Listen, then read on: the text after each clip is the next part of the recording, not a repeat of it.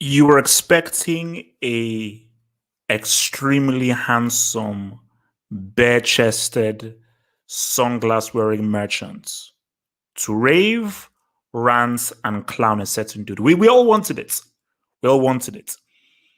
But guys, if you give it, you must be able to receive it. And I think the key thing in life is to have a fair balance in life.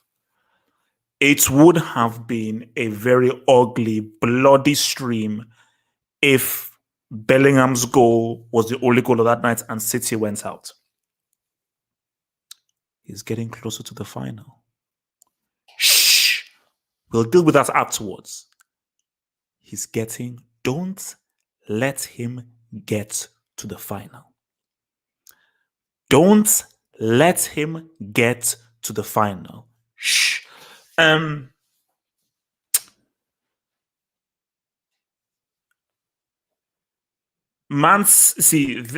could tell that nerves were happening or were going on with Man City. And I think when City went into halftime a goal down, 100% you could see the nerves. Dortmund had nothing to lose. Dortmund, they're a lost cause. We're going to talk about Haaland as well. But you could see that at halftime, Pep would have had to give an almighty team talk because he knew what was waiting for him if City did not make that job go through. I have been very hard on Kevin De Bruyne, extremely hard on him, very hard.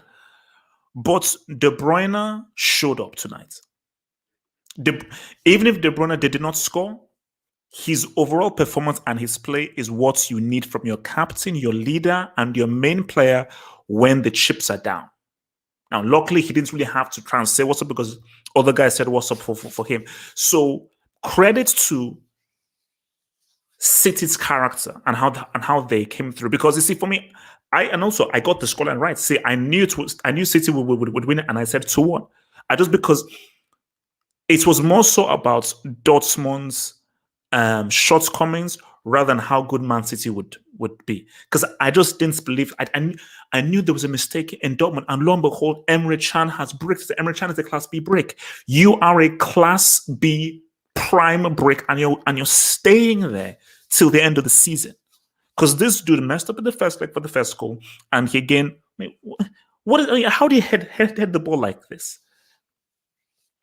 But once Maris could have missed a penalty. So once he scored that penalty, 1-1, it was still anyone's game.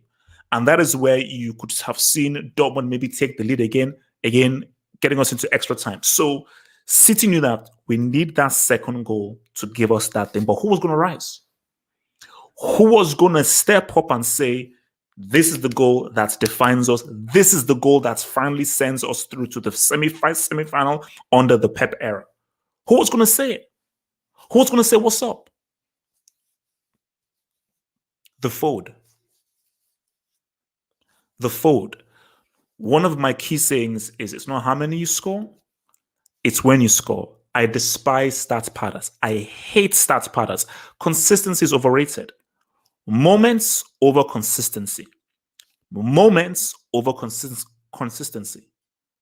It's when it's money time. Who is there to cash the check? When money time arrives, who is going to successfully wire that transfer and cash the check? Of course, Mahrez's goal was important. Foden's goal in the first leg, which gave them the win in the last few minutes, and his goal here, which ended the tie. Huge. For a 20-year-old to do this, this is why Foden, this is England's guy. You know, Sancho is still my guy, but Foden, this is what it's about. Just that, you know, you've got a garbage dude as your manager, but this is the guy. This is the freaking guy. So for Man City, well done, congrats, and they finally made it. Because, and I've been saying this on the build-up to this whole thing. Of course, the lab stream would have been fun. It would have been fun, and I have enjoyed clowning Pep. But even I would have felt sorry for this dude if this dude got clowned yet again. Even I would have felt sorry for this dude. Because I'm like, how many times must you get clowned? How many times must you freaking get clowned? So overall, City were the better side. Dortmund put up a good fight, and that was a fantastic goal by Bellingham. That Bellingham goal was fantastic. For a 17-year-old to score a goal like that, that was an absolutely amazing goal. But I just think Dortmund's team is vastly inferior. And I think the longer the game went on, the longer the tie went on, it was always going to suit Man City, because Man City just as a team and as a core were just far stronger. And it was just whether City could get it done and react. Because I can only imagine what was going through their minds at halftime. 100% they would have been thinking, not again. Not again. Not again. So you have to credit their character. Yes, they should have won. Yes, they were the better team, but they were also the better team against Tottenham. They were also the better team against Lyon. And they lost both of those games. So you have to give credit that you finally beat that hump.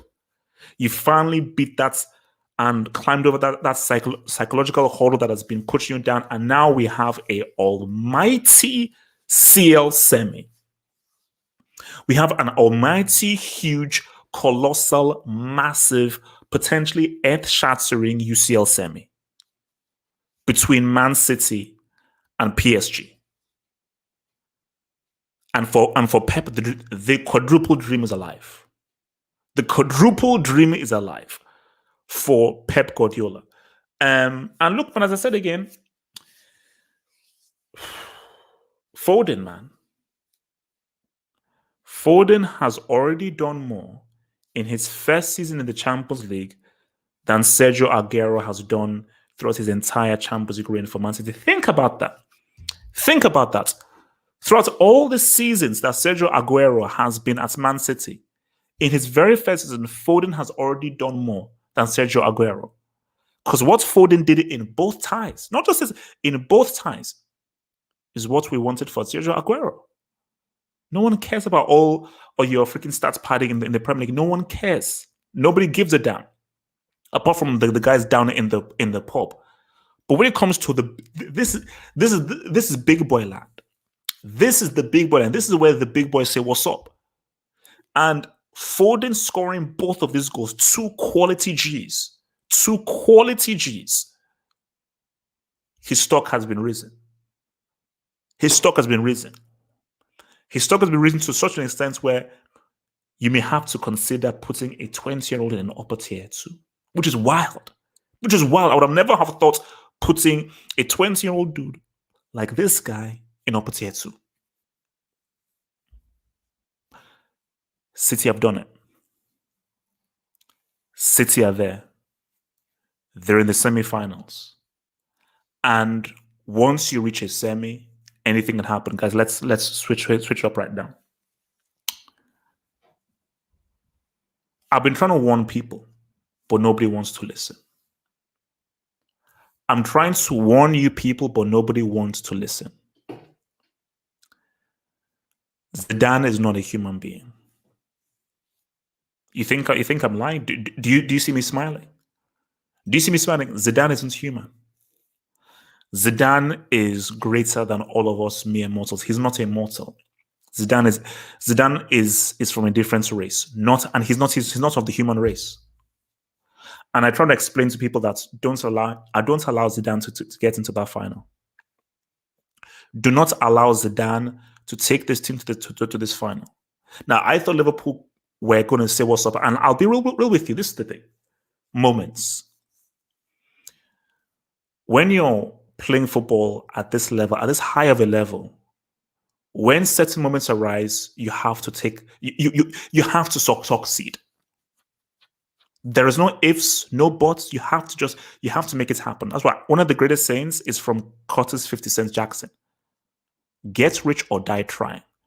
Don't try and get rich. Get rich. Don't try and score a goal. Score a goal. That's chance in the first 3-4 minutes for Liverpool. If Salah scores that, we have a different game. We potentially have a different game. If Liverpool go 1-0 up in the first 3-4 minutes, the momentum of Liverpool would be great. But guys, we have to credit to Real Madrid for what I have to say is an extremely professional performance. No Varane, no Ramos, no Vasquez. 3 important players. Fede freaking Valverde had a monster game at right back. This guy is a box-to-box midfielder. Due to injuries, he had to now play right back in a high stakes game, and he puts forth what I call an outstanding performance based on that not being his first choice position. The way Real Madrid handled this game was it's oozed of professionalism. That's what you call a professional job. They had the opportunities to say what's I mean. Benzema hitting the bar in the first half, but all Zidane wanted is get this job done. Get the results, we move. Get the results, we move. And guys, you see, I'm not even going to touch the semi-finals yet. I'll get there. I'll get there because Chelsea have never played Real Madrid in a Chelsea haven't. I don't think Chelsea have ever played Real Madrid in a Champions League game. So the first time Chelsea face Real Madrid is in a UCL semi. Guys, to say I'm excited would be an understatement. To say I'm ecstatic would be an understatement.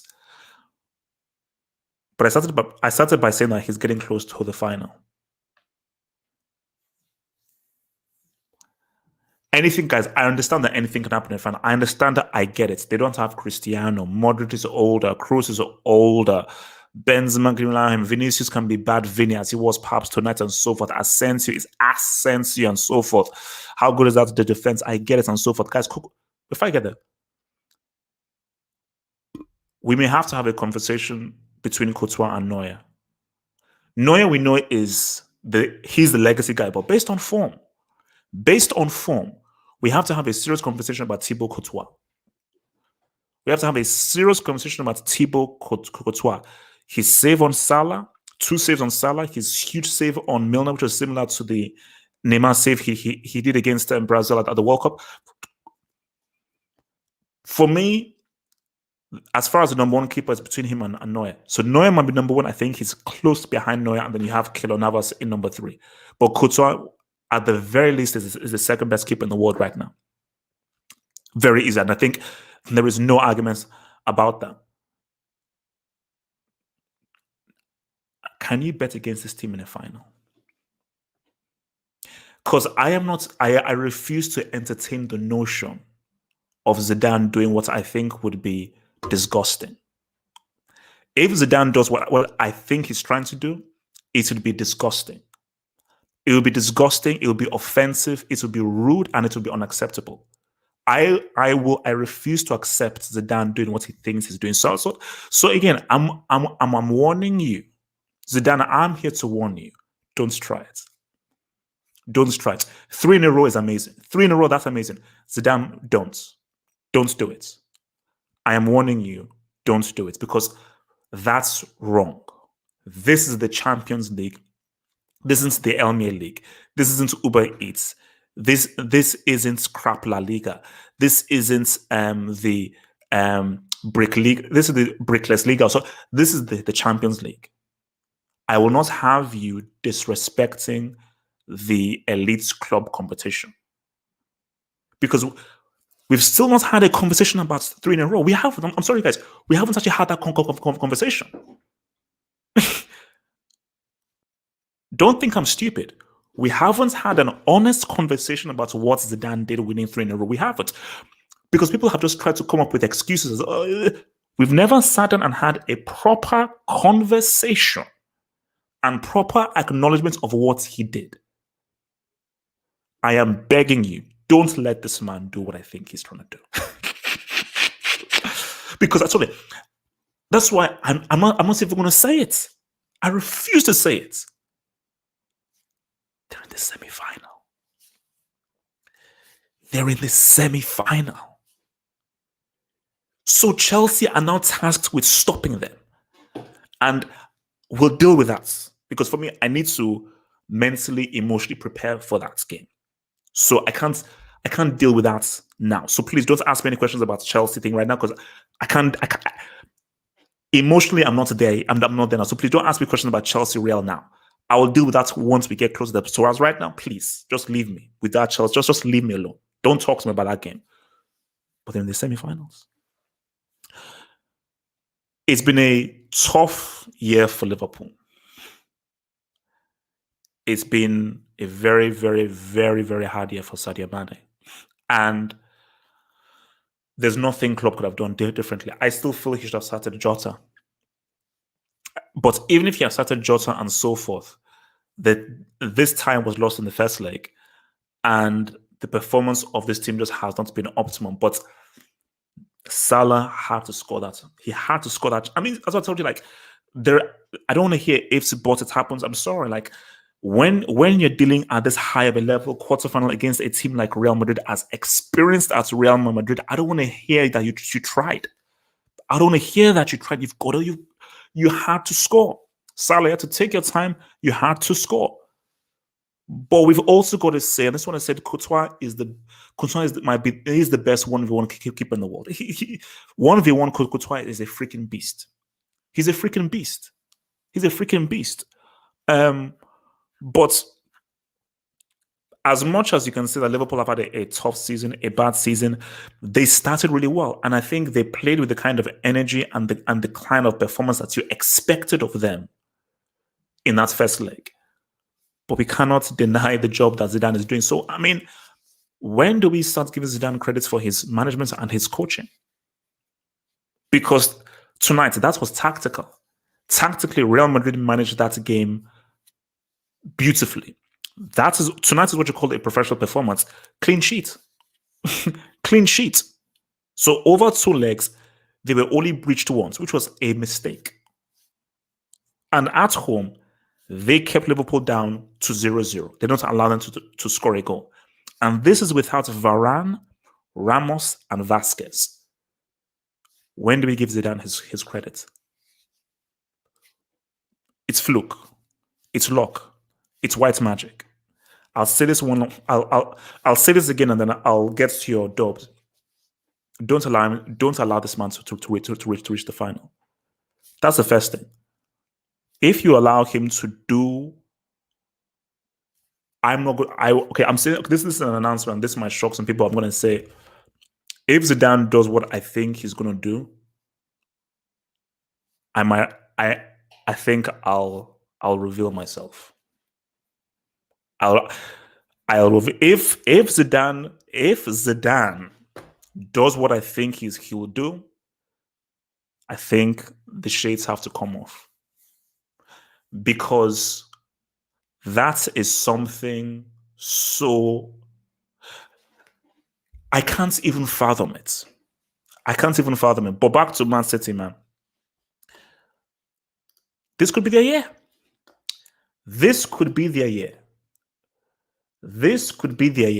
But, well, Pep Guardiola, well done.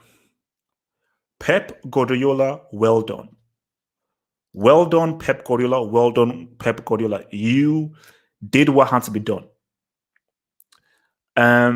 You did what had to be done. Well done. Congrats. You did what had to be done, and well done to you, bro. Well done to you. Because guys, you see, we've enjoyed clowning him. We have to now give him his congratulations. And City are trying to do something that would blow everyone's mind. Because if these guys do this quadruple, we're gonna have to have it destroys the balance of everything. If he does the quadruple, it completely ruptures, distorts, and destroys the balance of everything. And they're going for it. They got a biggie this Saturday against your boys. Okay. So let's take some of your doubles, man. From your boy, so I think this was from LSK Laxon, but before I went, so he said that this is it for the destroyer of football. Well, LSK Laxon, you were wrong, because the destroyer of football, he came through LSK Laxon, so your reverse thing failed. It's failed, you break. From Sean C, thank you for the dub, Sean C. Hope you're well, bro. Glad to be back here. Long time. Sean, welcome back. It's been a long time. Where have you been, man? Thank you for the kind words. I've been surviving. I've been trying to do my best to survive. But Sean C, thank you. Welcome back to the Football Hot family. From Brian K002. Did you see Sterling's miss. 1 versus 1. Brick behavior. Sterling is having a tough season, and the issue with Sterling is because I was like, it was so disrespectful to bring him on like in the last 2 minutes. But if you're breaking it up, and Foden is being the Fode, it is what it is. I'm sorry, but you can't displace it's the Fode. You can't displace the Fode. The Fode is doing its thing. The Fode is doing its thing. From Milenko Savage, man, thank you for the dub. Aguero walks so Foden can run. Milenko, I don't want to hear Sergio Aguero's name in this stream. I don't want to hear his name mentioned. Aguero ain't doing nothing. Aguero can't even crawl. Aguero is still in the womb. Okay, Sergio Aguero is an umbilical cord merchant. He's an umbilical cord merchant. He's still in the womb. The dot. I ain't cutting that umbilical cord. Keep the umbilical cord. Stay in that stomach. Stay in the egg. The egg is hatching. The egg is hatching. Wait. Oh no, sorry. Sorry, we're not saying in eggs. No. Sorry, okay. Look, this is not bad. No, okay, sorry, we don't. Okay, stay in the stomach. Stay with the umbilical cord, man. Look, I wasn't great at biology. This is about the Fode. Aguero has done nothing for the Fode to do anything. The Fode has made Aguero an embarrassment. And you City fans who insulted me and abused me when I said when Aguero was saying he was leaving that Aguero, domestic merchants, but a flop in the Champions League. This is why. City fans, please tell me what the Fode did in both of these legs. Has Aguero ever done anything like this in his entire run at Man City? Answer, no. From Josh Bond, man. Josh Bond, thank you for the dub. Josh Bond, Football Hub member. Thank you, bro. Patron member as well. Thank you for the support, baby. I'm not mad at Liverpool. That's a lie. I'm furious. But they showed up. Just a frustrating game. Josh. This has just been a bad season. And one of the key reasons of this is I don't know what has happened to Sadio Mane. I think Sadio Mane having his worst season has been a big part because what normally happens is if Salah isn't on, Mane is on. If Mane isn't on, Salah is on. The fact that Mane has been a complete no-show, it has put far too much pressure on Salah. And Liverpool have always operated on Mane says what's up, Salah says what's up. When Liverpool won the league, Sadio Mane's goals acquired the most points for Liverpool. So Salah may be the higher volume goal scorer, but Mane was always the clutch, important goal scorer. So once you now move the Mane factor out of there, that is a big part of Liverpool's attack. But just the team's level has just not been there. But they played better because that first leg performance was disgraceful. It was a disgraceful showing in the first leg, specifically the first half. I think in this game, specifically in the first 20 minutes, they played a lot better. They caused Real a lot more issues, and they put Real under more pressure, the kind of pressure that I wanted them to put them under in the first leg. So it's a brave effort, but I can get why it's frustrating. It's been a frustrating season, and for you guys, you just have to make sure you get top 4. So now you have to make top 4 because I think it would be disastrous if you're not in the Champions League next year. From KT7, man, thank you for the dub, KT7. Almost all the best players are bald. Ronaldo, Zizou, Kante, Robin, etc. They're probably all aliens born from Mars and landed on Earth. Look, respect us, okay? Respect us, man. Respect us, man. No, it's true. No, see, I just think that the elites, guys with that sniper, because again, like Romario wasn't bald, Maradona wasn't bald, but when you say Ronaldo, Zizou, Kante, Robin, there's Stam literally looks like an alien's grandfather. But I just think that respect bald people. So whenever you guys clown me about being bald, Ronaldo, Zizou, Kante, Robin, but Zidane is from a different planet. I'm convinced Zidane is not human. He is not human, so I don't care what anyone says. From Miss B Nation, thank you for the dub, Miss B Nation. Courtois, Casemiro, Nacho, and Militao are money. It was a huge performance by Real Madrid. Like, from a defensive point of view, that was a grown man performance. That's what you call a grown up, grown man, big time performance because defensively they were money. Defensively they were money. And I think that is why Real Madrid are Real Madrid. There is a kind of core character and mentality that they have that other teams don't have. You know, like you say to yourselves that you put Cristiano into this team, they're favorites for this trophy. That's how scary it is. Just plug Cristiano into this team. These guys are already favorites. That's how scary it is. Like, if Cristiano had stayed, I think these guys win the Champions maybe every year with Zidane. But yeah, for me, if I just say, look, they were all good, man. Casemiro made great, amazing interceptions. Nacho and Militao were very good defensively. Courtois was freaking money. So all of them were amazing. I think defensively, Real had an awesome performance, man. From Coastly Awesome, man. Thank you for the dub, Coastly Awesome.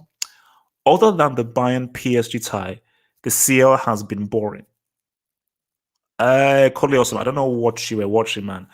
That City Dortmund game was a good game to watch. City eventually won. That was a good game to watch. The first half, I think the first half of Liverpool, of this Liverpool Real Madrid game was good.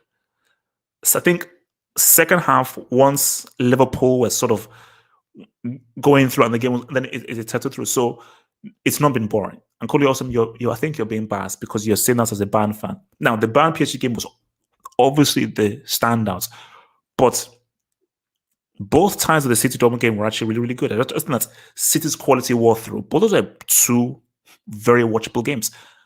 The only boring game has been Chelsea Porto. See, those were two crap matches. Those matches were garbage. I just care that Chelsea go through. But the only boring game has been Chelsea Porto. Other games were money. From Milinko Savage, man, thank you for the dub. Milinko Savage, thank you for that dub, man. Thank you, man. Thank you, man. Much obliged for that dub. Thank you, baby. With our 14.99 hitter, man. Thank you, baby.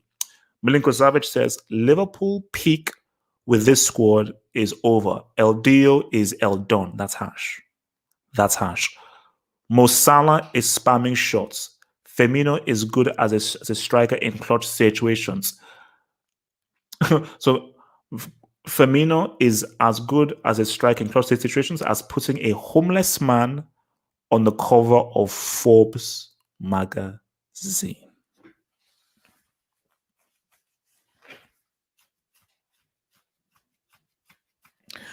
Malenko, that's harsh. That's harsh. You're calling Firmino a pauper. You're calling Firmino a pauper. But let me deal with that first part of your question. Liverpool.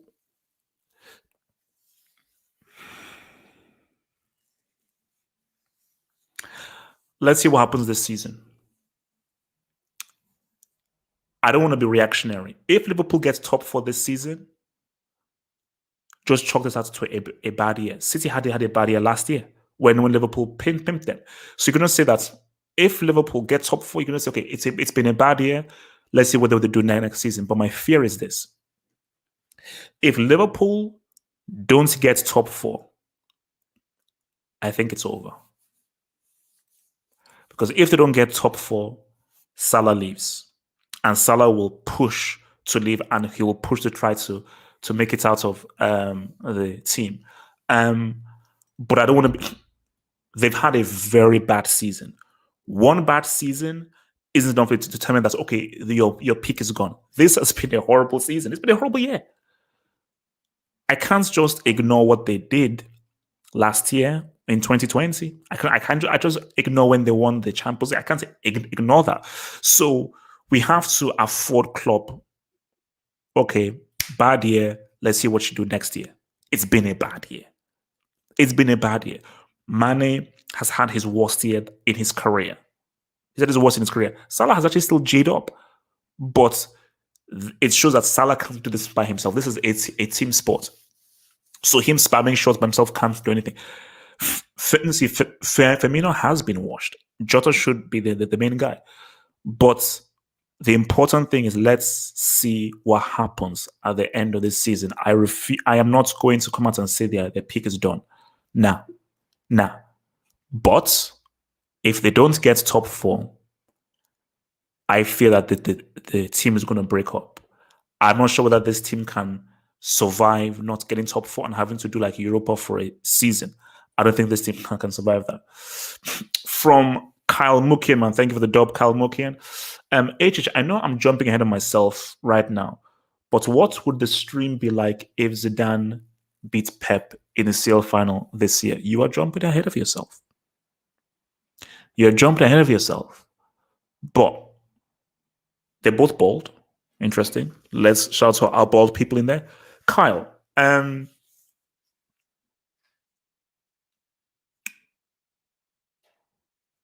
that's really far ahead. That's really far ahead. But Kyle, the reason why I don't want to entertain that is that Kyle, I hope you don't take this offensively. I refuse to entertain Zidane doing what you're claiming he's doing. I don't even want to discuss it because I don't care whether he beats Krusty the clown. If Zidane does what you're implying, I don't think you can see me on the stream. If Zidane does what I think he's going to do, I'm becoming a farmer. There's a guy I know who has a farm and so forth, and he asked me whether I want to take up his farm. I say, no, I don't want to be a farmer. If Zidane does what I think you're implying, and because first of all, if Zidane beats Pep,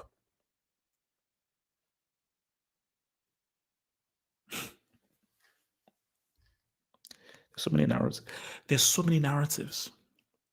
There's so many narratives.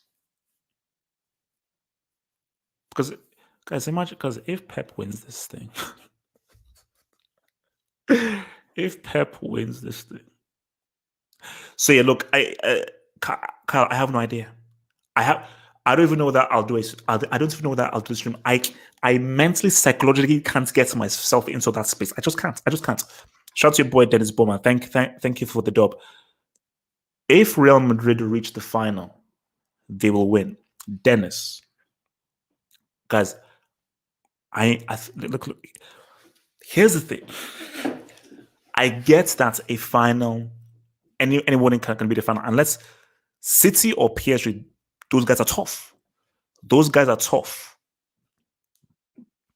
I'll ask you guys this question. Will you bet against Real Madrid in the final? Simple. If you do, cool. Cool. Me? Anything can happen in the final. Anything can happen in the final, but this is just my word of advice. If you don't want Zidane to do what we are fearful of, everybody needs to be a Chelsea fan. I know you hate Chelsea. What's it called? What does that clown say? London Blues FC, yeah, Blasey, what's a Turbo team, all that stuff, Chelsea, all that kind of stuff. If you don't want Zidane to disrupt the very fiber and core of the Champions League, everybody needs to be a Chelsea fan. Because if they reach a final, all bets are off. If they reach a final, all bets are off. From Live Hard and Die, thank you for the dub. Live Hard and Die, thank you for the dub. If Zidane wins the CL, can he be guys, can we just please stop entertaining this? Let's just deal. It's a semi-final, so forth. I don't want to entertain this. Please, guys, I'm begging you. I refuse to mentally get in the space, and I refuse. If Zidane wins the CL, can he be considered the best coach of the last 20 years? Zidane somehow is untouchable throughout his career. He's elite. Live hard and die. I don't know. I have no flipping idea how to react if he does what you're saying he may do. I don't know. All I'm trying to say to people is don't let them make a final. Now, they could lose a final. If Zidane does what we are fearful of, we are not prepared for that conversation. You may think you're prepared for the conversation, but you're not. I won't be prepared for the conversation. None of you will. And nobody, I promise you guys, listen to what I'm saying. Nobody wants to have that conversation. So for everyone's Best interests. You best hope Chelsea beat these guys, or City and PSG call upon divine intervention. Because to beat Real Madrid in the final, you need divine intervention. You think I'm being dramatic? Cool. Primera Marmot, man. Thank you for the dub. Primera Marmot, thank you for the dub. Will your boy Zad play against Chelsea? Zad's season is over. It's finished. It's done. He's done for. Zad is done for. He's finished. Okay, Zad, his season is done. But if Zad plays, he ain't scoring against Chelsea. That ain't happening. His love for Chelsea and for me is too strong for him to score, because that would be a nightmare. Zad scoring the crucial goal that knocks out Chelsea, that would be a nightmare. From your boy LSK Laximan, if Zizou wins the CL again without Cristiano, LSK Laxin, I will repeat this to everyone in this live chat. I am not entertaining this. I refuse to entertain this. Manchester City play PSG in the UCL semi, and Real Madrid will play Chelsea in the UCL semi. That is what I'm dealing with right now. I don't want to think about it, because out of all the narratives, Pep quadruple, Mbappe World Cup and CL, Neymar legacy, Pochettino, Chelsea and me, the scariest narrative is Zidane. That is the one narrative that will rupture the very fiber and core of football. So if you want football to stay the same, you must not allow Real Madrid to win that trophy. If you enjoy this sport and enjoy this competition, Zidane must not be allowed to win that trophy. From Fortune Ochebiri, thank you for the dub. Fortune Ochebiri, thank you for the dub. Thank you for the dub. 1399 dub. Thank you for the dub, man. You're a legend, man. HH, where was Erling Haaland today? Another big game, he didn't show up. While people hype up the assist versus City, the prodigy scored a hat-trick against Barca and a brace against Bayern. Levels. Kylian is clear. Now, let's be fair here.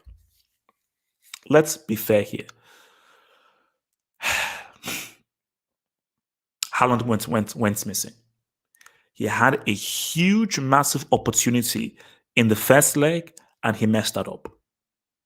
1v1, Edison said, what's up? Second leg, he was a no-show. But it happens. He's still young. It happens. Mbappe did more. But Mbappe has Neymar. He has Neymar. Marco Reus is good. Hey, Neymar. Who the heck? There's a dude called Knopf.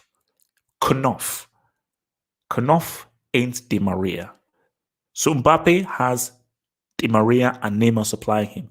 Haaland doesn't have that. So Haaland's supporting cast is far inferior to Mbappe's. So yes, Mbappe showed up more than Haaland and so forth. Let's please look at things properly in context. Where Haaland, because Dortmund, it ain't it. Dortmund ain't it. This ain't 2012, bro. Okay. This is 2021. So we have to be fair here. But I think we need to maybe just cool off on Haaland right now, because City shut him down. 2 legs, he didn't get a single G, and in the second leg, he literally did nothing. Like City and Diaz did a number on him. They marked him tight, marked him hard, and they didn't give this dude a freaking sniff. But it happens. It happens. It happens. But I think as of right now, the whole Mbappe Haaland thing, I think Mbappe is that dude now. From Osasuna, man. Thank you for the dub, Osasuna. Petition to make Casemiro tier 1. He was everywhere. Casemiro was big. Who was big. I'm happy to move him to upper tier 2. I think he's tier 2 right now. I am very happy to move him to upper tier 2. Tier 1, not yet, but let's see what happens. But I am more than happy to move him to upper tier 2. And I think Casemiro is showing his how vital he is for Real Madrid. And I think we need to now stop the Casemiro Fabinho discussion. Let's put that to rest right now. Because remember, they were both competing. Who is the best DM? They're both Brazilians. Fabinho is good. He's money. Casemiro is levels. So I think with that comparison and convo between Casemiro and Fabinho, we need to put that to rest. From DDMM, who says, HH, with El Clasico, HH, with El Clasico, PSG versus City coming up, who you want to see in the final if Chelsea go through? PSG. Standard. Like I've always said that I hate having. I hated the Milan Juve final. I didn't like the Chelsea United final. I didn't like the Bayern Dortmund final. I even didn't like the Real final. A Champions League final with two teams of the same league is stupid. An ideal final is you want two teams of different leagues. That's I just think fulfills the essence of what the Champions League is about. So for me, I would rather have PSG. I would rather have PSG. Like again, both teams are going to be very, very tough. Both teams are equally tough in their own rights. But if I had to choose, I'd rather have PSG because again, that would be a Chelsea, my boys against Neymar and Mbappe, Verratti, Marquinhos. Let's get it on. Navas, let's get it on. So I'd rather PSG. From Nelu M, who says City. Yeah, they did it. They did it. You spent $1 trillion. You raided 3 countries. You raided Fortinox. You go after 3,000 lap streams. You finally got City to a semi. You have finally emulated Manuel Pellegrini. Congrats. Well done. From Hakim, who says, think we can go far in UCL 2022 or Kante is doomed. Hakim, in case you don't know, is a diehard Inter Milan fan. Hakim, this is a truth. You better make sure that you sort out that Serie. But Hakim, I'll be real with you. Kante in Europe, nah. I think, as I say, once is an anomaly, twice is a coincidence, 3 is a pattern. Far too many times this guy has flopped in Europe, and it's flopped over 3 times, which is where it's a pattern. For Inter to go further, you need a different brand of manager to go further into Europe. Kante, for some reason, I just think league is for him. He's a domestic manager. He's better in the league format. In the Champions League format where you're going up against the best coaches in the world, better teams, and more tactics and strategies coming at you from different cultures, he just doesn't seem to do well. So no, he is doomed, sadly. From my boy Osasuna, man, thank you for the dub, Osasuna. You've somehow found yourself in a situation where you have a narrative on all 4 of the remaining teams. I swear, Nacho better not get. I swear, Nacho better not get that 5th CL. Nacho has 4 CLs. You see that, guys? Do we really want to live in a world where Nacho, a guy called a? Do we really want to live in a world where a guy named after a snack has 5 CLs? It's bad enough that Arbeloa has like a World Cup and 2 Euros. That's bad enough. You want Nacho to have 5 CLs? Yes, you're right. I've got 4 strong narratives. The Neymar Mbappe narrative and the PSG narrative, the Pep narrative, the Chelsea narrative, and the Zidane narrative. 4 huge, massive narratives. So if any of these 4 teams win, it will be huge. If Chelsea win, all of you guys are finished. If City win, I might be finished. So would Mourinho. If PSG win, you cultists are freaking done. If he wins it, if you allow that dude to win it, from Live Hard and Die, thank you for the double Live Hard and Die. What is the team order by strength in CL semis? That's interesting, man. Guys, remember, like that video, guys. Come on, we have over 400 guys up in here. We've got over 400 guys up in here. Please, like, we want at least 400 likes. Please, it doesn't cost you anything. Just drop a like. If you're new, subscribe. If you're new, hit that subscribe button, man. I'm going to be here answering your questions back and forth. We're going to be doing this for a good long time, man. But please, all I ask is to like the vid. Doesn't take you too much. Just please hit that like button. Let's get those likes up. Hit that like button. Live hard and die. What is the team order by strength in the CL semis? I would say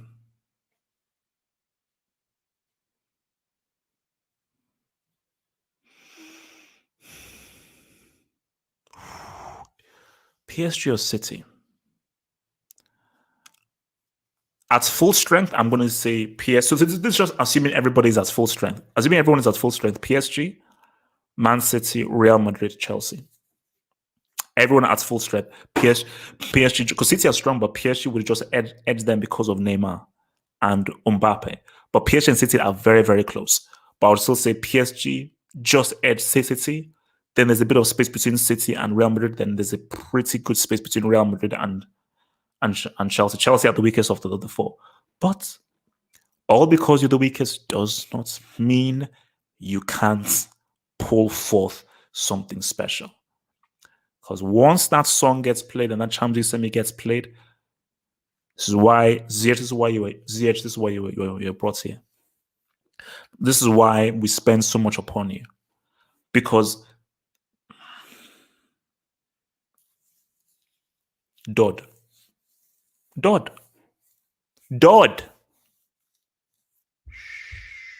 Guys, don't worry, it's coming. It's coming. I mean, when is this? It's coming. It's coming. From Kiabr. Real haven't lost a CL final in 40 years. It's been 7 finals won in a row since. If Zinedine White Manchester Zidane gets there, it's 14.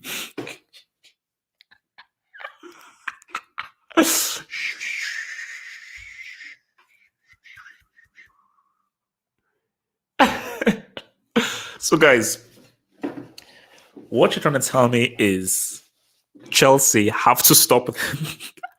So basically, you're trying to tell me that Chelsea have to stop Real Madrid. That's basically, we are tasked. I'll say it again. I'm sorry I sound like a broken record. I'm really sorry. I apologize, but I'll say it again. If Real Madrid make that final and that team just are told that all you need to do is just win this one game,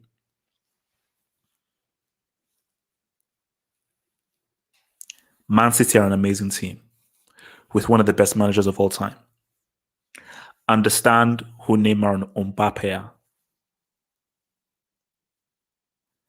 This core, this group of players.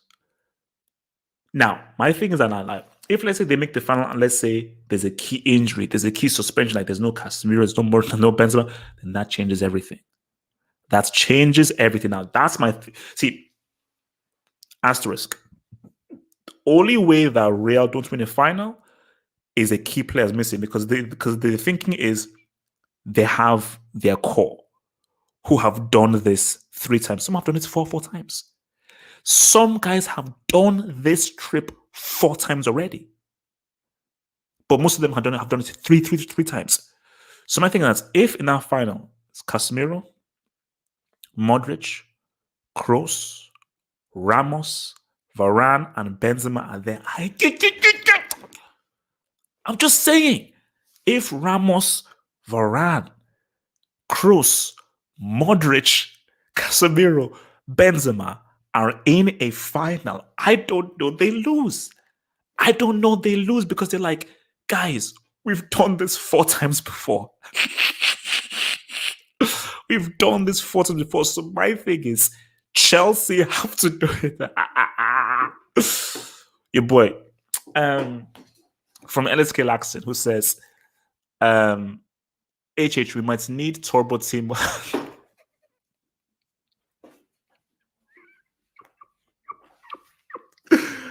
So that's HH, we might need turbo team after all. #balance. LSK Laxon. What if Timo Werner scores the goal that knocks out Chelsea like Real Madrid? Like basically, it's like 2. It's like basically 1-1, and it's like 1-1, like 2 in the second leg or something, and basically like 93rd minutes is heading to extra time, Ziyech puts like a crazy through ball and Timo 1v1, and the guy just basically does like a 100 step overs like Ronaldo against Lazio in the UEFA Cup final in '97, and then beats Courtois. And then basically, I would actually break the mark, man, but that's not happening. From Tudare123, man, thank you for the dub. Tudare123, thank you for the dub. During the match, the commentator said that, according to sources, Perez is not convinced with Zidane and will sack him regardless of whatever the outcome. As a Real Madrid fan, I enjoyed hearing that. Why do you enjoy hearing that? So why would you want Zidane sacked? That's odd. If Zidane does what I think he does, and let's say he does the double, how do you sack him? It's like, how do you like? Basically, Perez would be mad, but Perez is that mad, because if you can let Cristiano go after he wins that Champions League, all bets are off with Perez and how this dude operates. Literally, all bets are off with the dude, man. So, I don't know how truthful those sources are because especially because of how popular he is, I don't know how Perez will rationalize sacking Zidane if he wins La Liga, or he wins La Liga and ... That wouldn't make any sense. So no way. From Zoteng TV, man, who says, thank you for the Zoteng TV. If Neymar loses to Lep, I'm done with Neymar.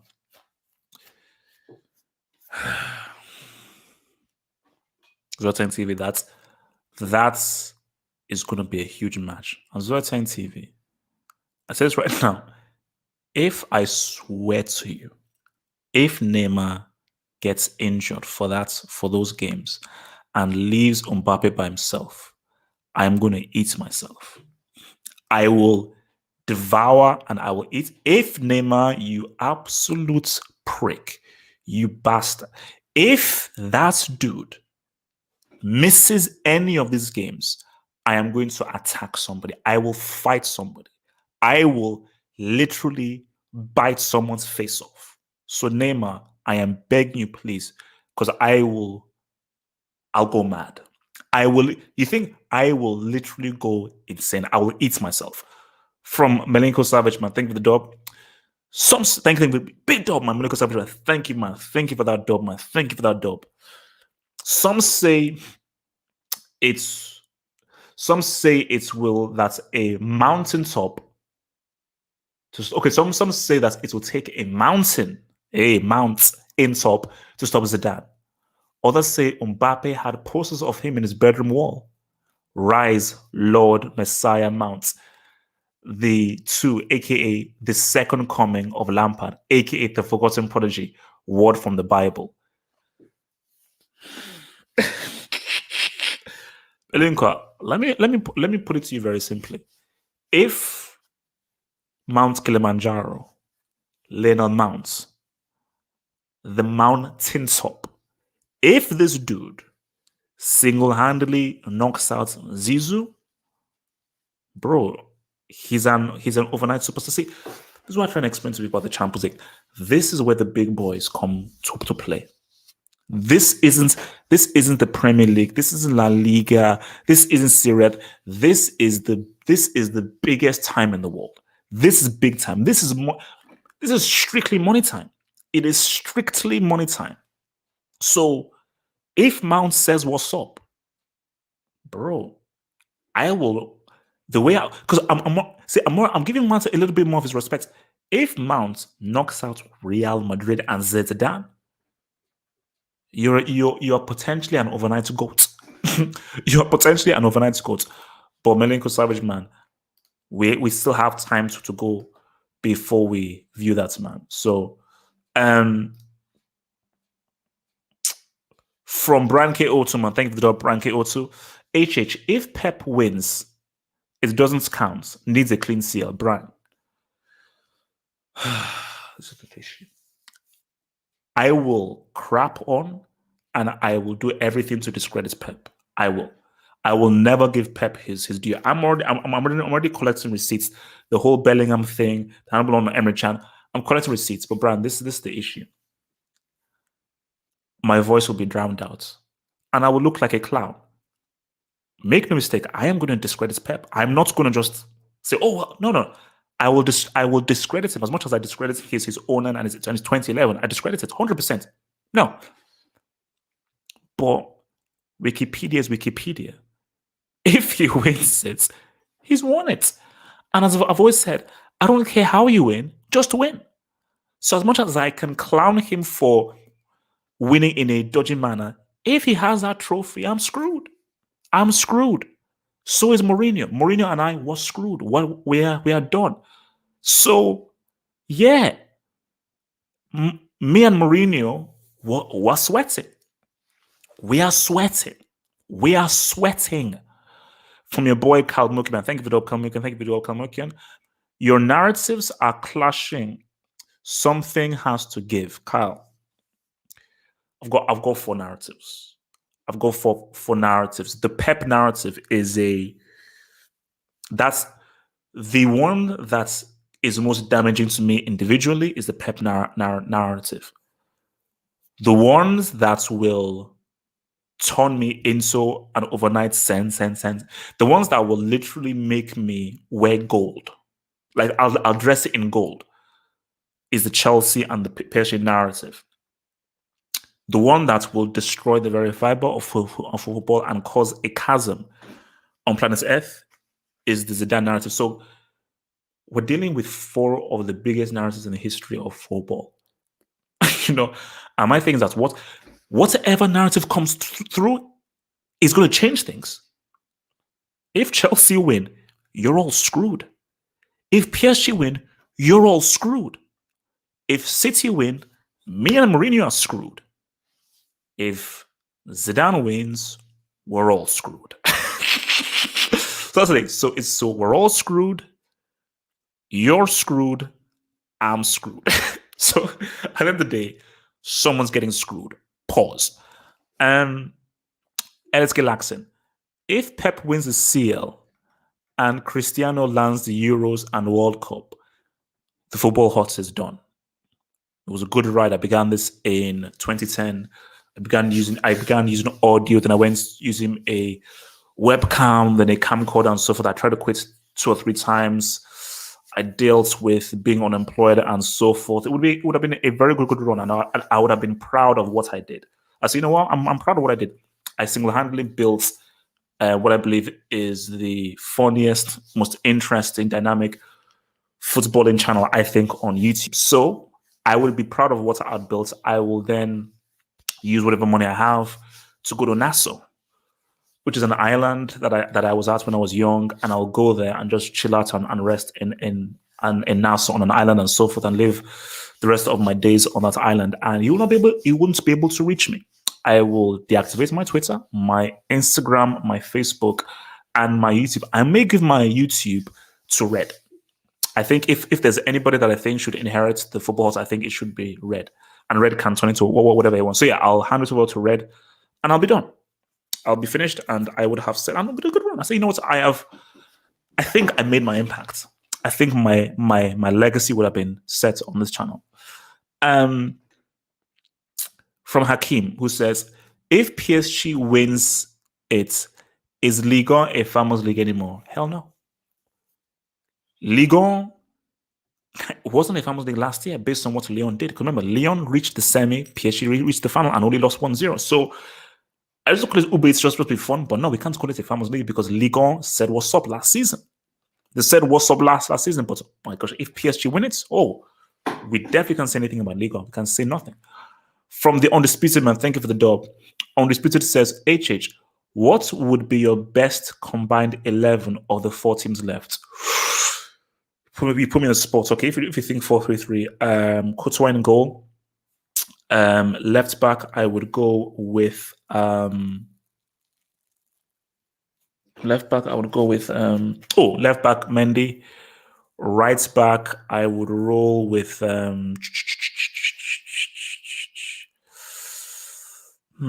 See, if Carvajal was available, I would roll with Carvajal, but he must. But if Carvajal is available, I'll go with Carvajal. Central defense, I'd have Diaz and Marquinhos. The three in midfield that have Kante, Modric, and Verratti. Three in attack. Neymar on the left, Mbappe on the right, and Benzema. So Mbappe right, Mbappe on the right, Neymar on the left, and Benzema as striker. Yeah, that'll be my combined 11 man. From Sam Jovi, thank you for the dub. Sam Jovi, thank you for the dub. Tuchel has never lost to a Spanish team in the UCL.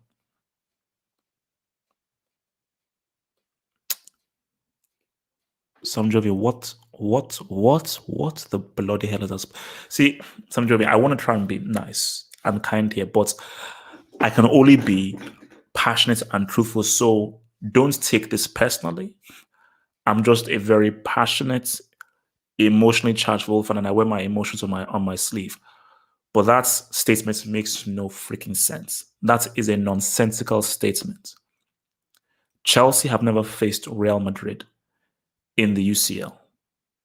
I don't think Tuchel has ever faced Real Madrid. At least I don't think so. Actually, has he faced Real Madrid? Oh, I think he might have. Okay, he faced him in the group stage. Facing Real Madrid in a semi-final has nothing to do with facing Barca, Atleti, or whoever in a group stage game or in a knockout game. I don't want to give it. I don't care about his record against Spanish teams. This is a CL semi. Your record against Spanish teams means jack crap. You are managing Chelsea, not PSG. Chelsea, not PSG. And this is a UCL semi where things are different. This ain't the group stage. This is a UCL semi. And when you were with PSG and you beat Real Madrid, that was PSG, where PSG were actually favorites in that game, because PSG are a better team than Real. You are going into this as the underdogs, inferior. So, Sam Jovi, let's get realistic. I have no time for games. Things are getting real right now. I have no time for games. I have zero time for games. I'm sorry, I don't mean to be rude and so forth. I have no time for games. I'm going to be realer than 3 crack addicts. Red Devil Studio, thanks for the dub. If Foden wins quadruple with City and balls with England, should he be considered for Ballon d'Or?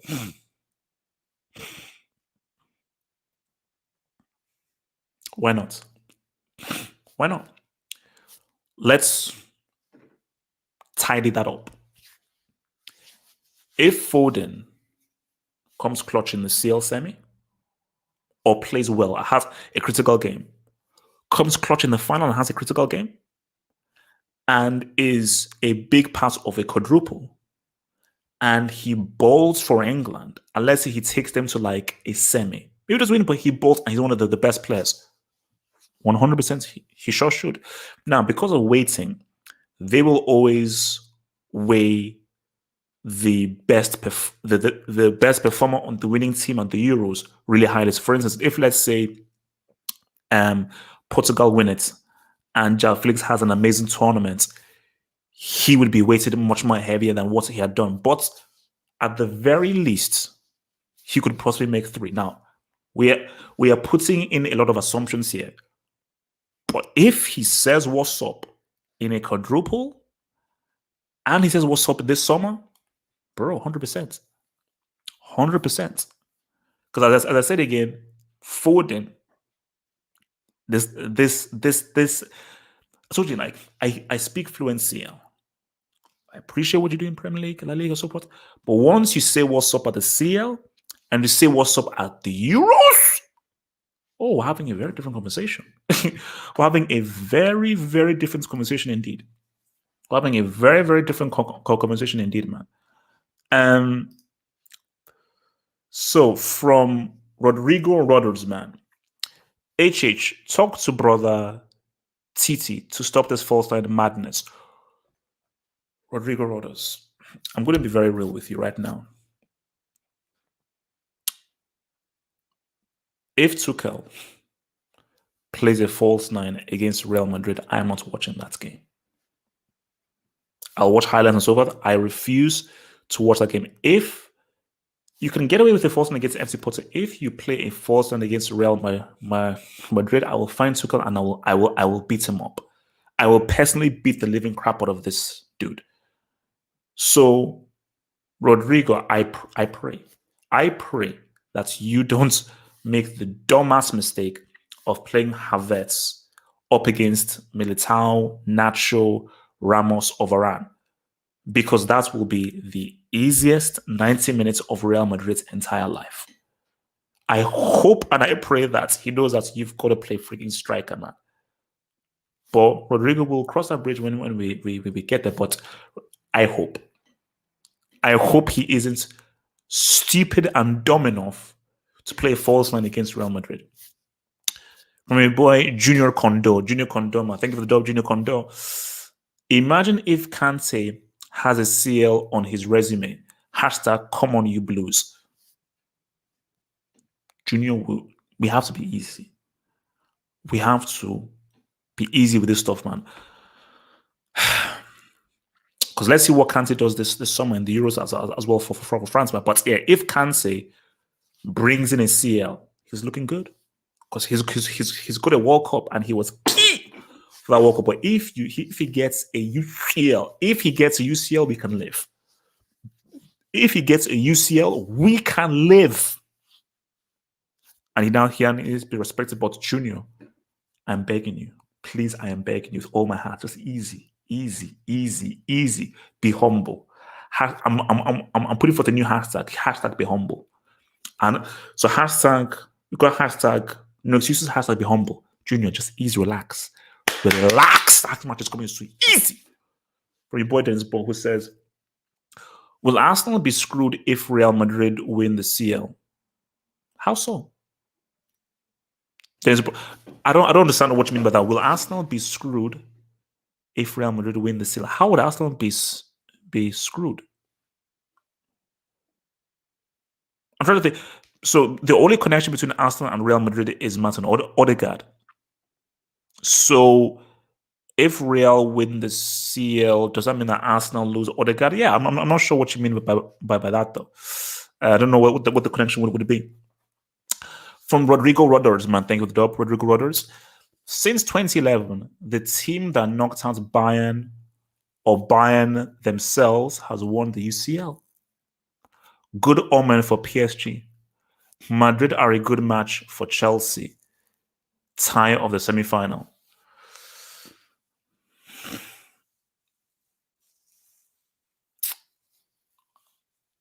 I don't believe in omens.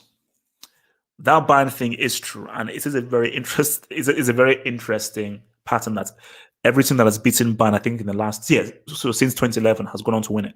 I don't believe in omens, and PSG know that you've got a huge tie against Man City. You know, they know that they've got a huge almighty, and I don't think PSG. I think that we've beaten Bayern and we're going all the way through. They've got a massive tie against Man City. You know, and I mean that game is going to be huge. Like guys, things are going up 60 level. Like basically, the Champions League has now moved to a level that I can't compete with, and I'm not sure whether I can deal with how high things have gotten. Like, basically, my thing is that I don't think I can deal with how high the stakes are so high. I don't know how to deal with it. So I'm a bit scared as to how big things have gotten too big. The stakes, guys, the stakes are too high. The stakes, because like, guys, we have 4 narratives that could change for football. These are 4 massive narratives. So again, I told you guys, man, things have gotten too high. I don't know whether Real Madrid are a good match for Chelsea because they never. That's why that's going to be so interesting, and that's why I wanted Real Madrid in the sense of that's going to be an interesting game. In the sense of I have no idea how they're going to happen. Liverpool is Chelsea know them too well, but with Real Madrid, it's like I have no idea. I have no idea how Chelsea and Tuchel's going to deal with Real and how Real are now going to deal with Chelsea. It's going to be a super interesting game. It's going to be a super interesting game, you know. But it's too early to say whether it's a good matchup or not, man. From Hakim, if Mbappe wins the CL and Euros, he'll end the game of football. See, Hakim, this is dangerous territory. This is dangerous territory. And Hakim, I'm trying to remind people that we have 4 huge narratives. And the Mbappe narrative is one that would destroy Twitter. See, the Mbappe narrative is the Twitter narrative. That's the one where that tweet ends it. Because there is a tweet that will happen. Because if Mbappe gives you the seal and the euro, it's finished. It's finished. It's a done deal. There is nothing more to discuss. So, guys, can you now see how high the stakes are? Because the stakes are high for the Champions League, the stakes are high for the Euros. Because this is about what have you done in this game? What have you achieved? It's about winners and losers. I don't give a crap about your consistency. Show me your medals. Show me your achievements. I'm an achievements merchant. So again, Hakim, I don't think the stakes have ever been higher. I don't think the stakes have ever been higher. LSK Laxon, what's up, man? Would you sacrifice the Pep narrative to stop Zizou?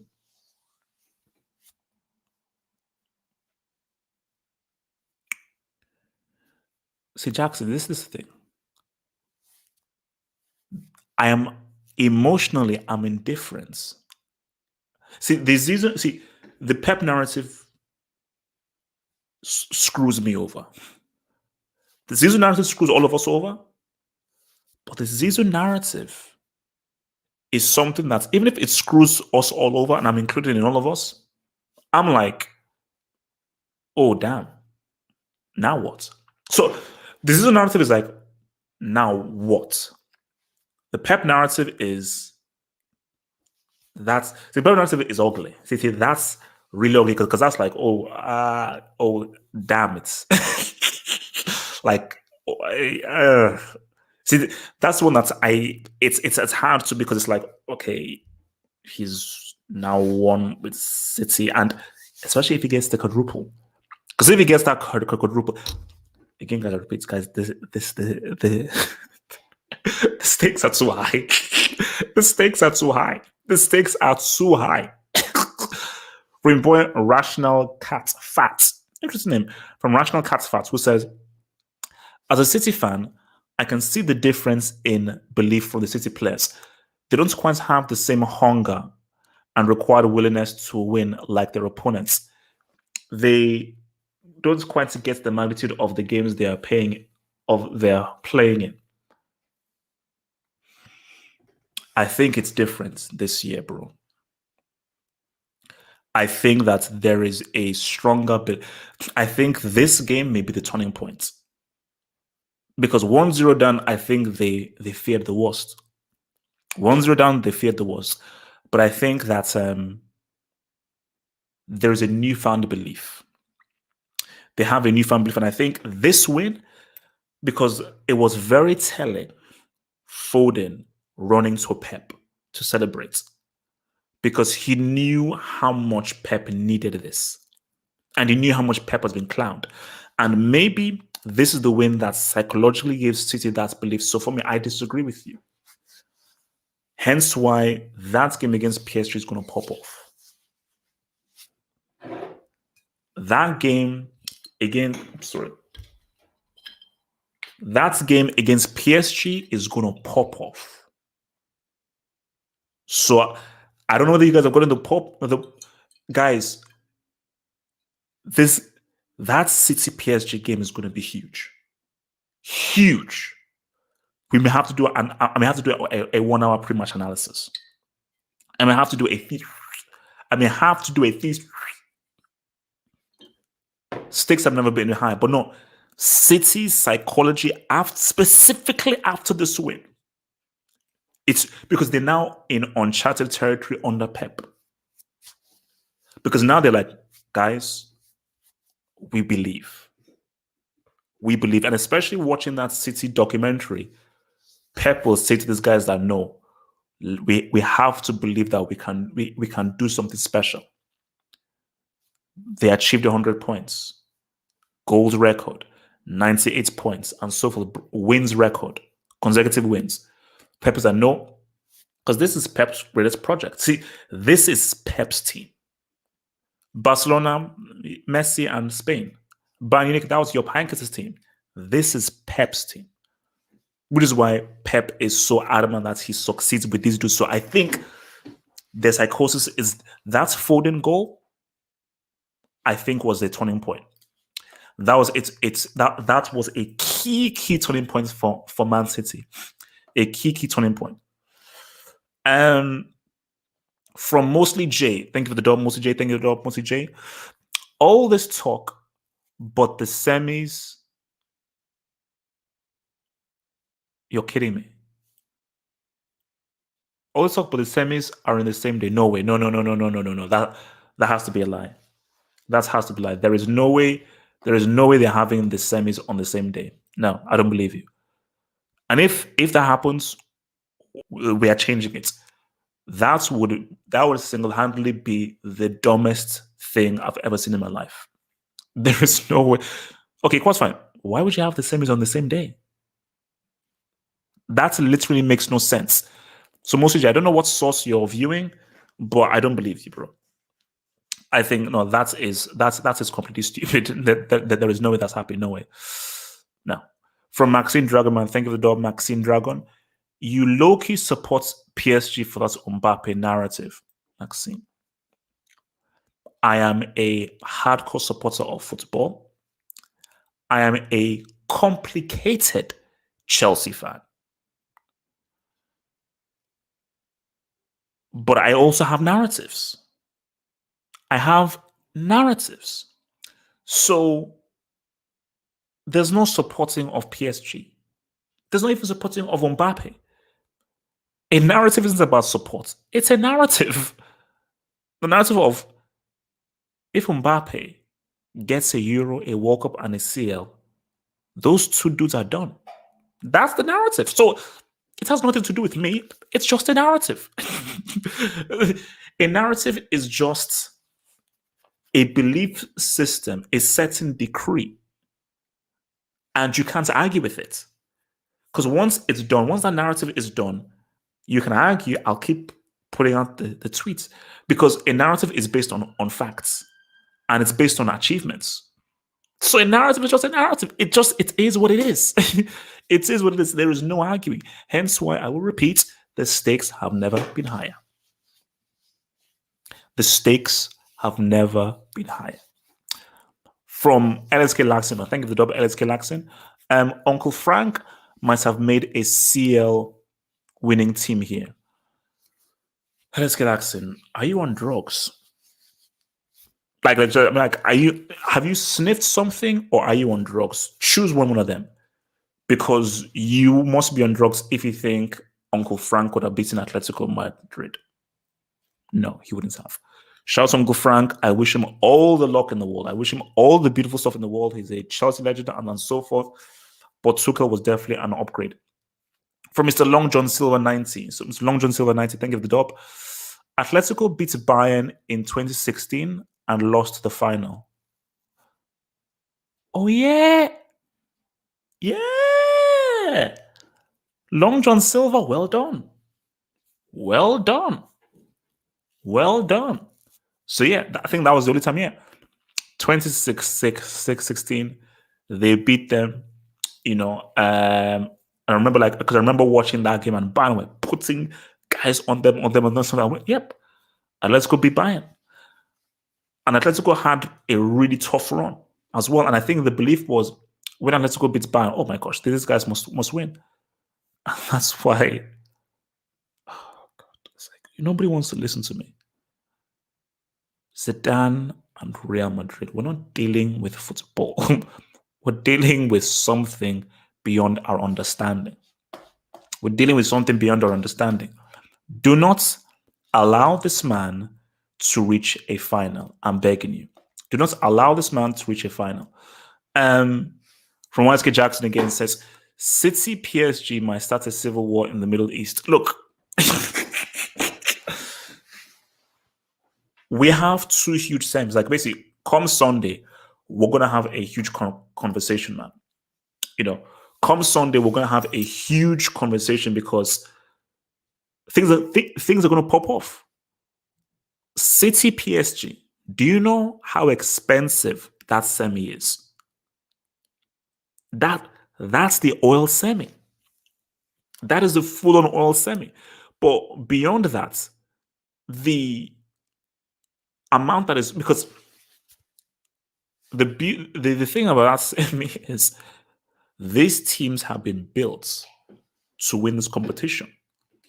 A lot has been invested in both of those sides to win the competition. So there is so much riding on that. And here is the thing, guys. So this is we're not doing the addition. The belief is when this draw was made, the belief was whoever comes through that left-hand side wins this competition.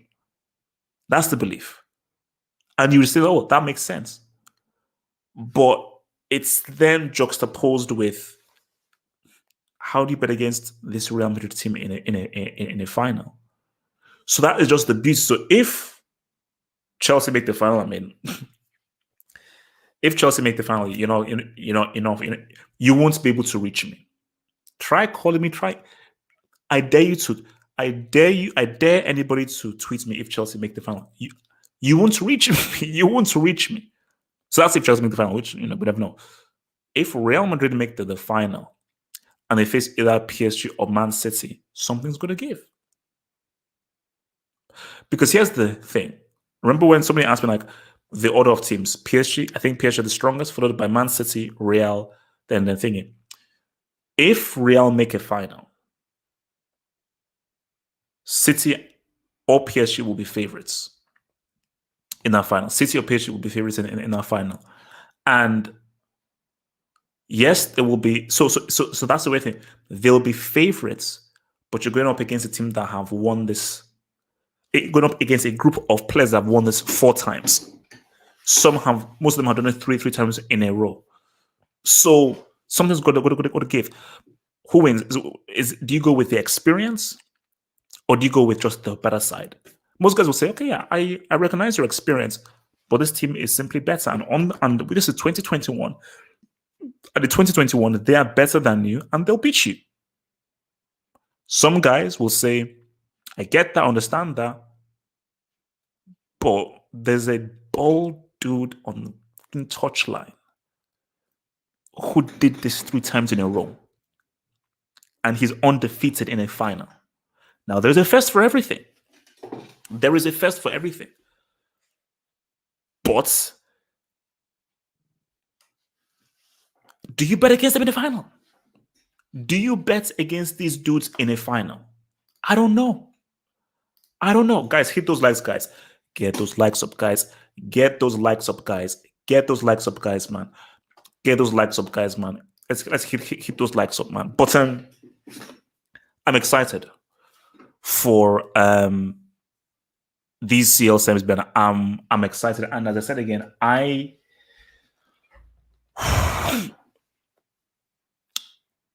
because Real are fights. So Chelsea's fights. They have to secure top 4. I want that trophy.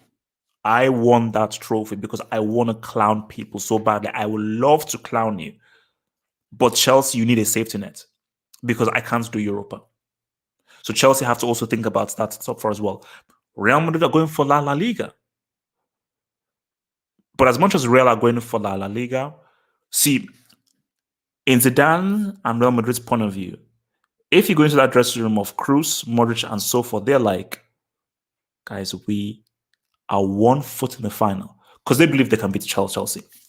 And they're going in there as favorites. Anything can happen in semi. Anything can happen in semi, but realizing that we can, because Real's point of view is just get us in a final. And their mindset is let's get, because the key thing is Ramos. Ramos has to be there.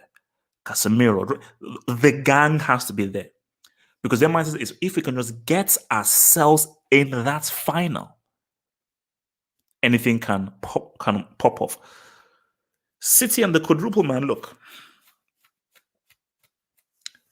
I believe it's impossible for any team to win a quadruple. Because that is mind-boggling to win 4 trophies in a given season. And if Pep does that, we're having a very, very different managerial conversation. Because right now we talk about Pep, Mourinho, Fergie. If Pep does that, things will dramatically shift. And as the guy said that City's mindset and so forth, City's mindset has completely changed now. You see, LEP is done. The LEP streams are no more. The LEP streams were based on how could you lose that game? How could you lose that game? Now it's money time right now. And now it's like, oh, a UCL. See, as you go further, the stakes get higher and higher and higher and higher and higher. It gets much more difficult. For City right now, this is now big time. Because Pochettino, who beat you with Tottenham, and you're facing PSG. And as I said again, look at what happened with Bayern Munich, man. We were robbed of, I think, 2 of the greatest Champions League matches that we would have ever seen in the knockouts. If we had a fully fit Bayern against a fully fit PSG, those would have been 2 amazingly classic matches. But it is what it is. A fully fit PSG, fully fit Man City, this is big boy stuff right now. Because, guys, we're dealing with psychology right now. City want to do something special with the quadruple. But if you were to ask those City players, they want to win this Champions League. This is the trophy they really want to win. And they would say, we will happily sacrifice the Premier League, FA Cup, and Papa John's Cup for this freaking trophy. Look at how hard De Bruyne was playing tonight. Because De Bruyne wants this. Because here's the thing. De Bruyne, Pogba. There's so many narratives. How many do you want? How many narratives do you want? De Bruyne wins this?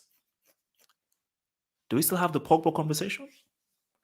If De Bruyne leads City to this Champions League, do we still have the Pogba conversation? I'm not sure. I mean, we can try. We can attempt. I'm not sure. So City wants this. Those players, they want this trophy. Did you see Neymar crying last year? That was like the iconic image of last year was Neymar crying on the bench. You know, that was the iconic image. And PSG is similar to Bayern Munich 2012, where Bayern Munich felt like crap, and Bayern Munich were like, we have to get back here and do it right. And in PSG's mindset is like, no. We have to fulfill this mission. We have to fulfill this mission. And I'll keep it real with you, man. Okay. PSG will not beat Man City unless they're at full strength.